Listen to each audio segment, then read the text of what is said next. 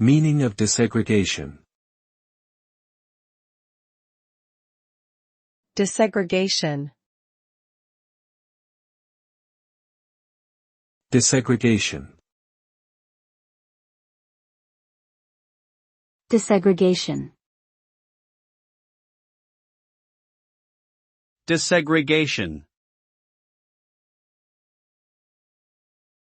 Desegregation refers to the process of eliminating racial segregation, which is the separation of people based on their race or ethnicity, in schools, neighborhoods, and other public spaces. The result of desegregation is a more integrated and diverse society where individuals from different racial and ethnic backgrounds have equal access to opportunities and resources.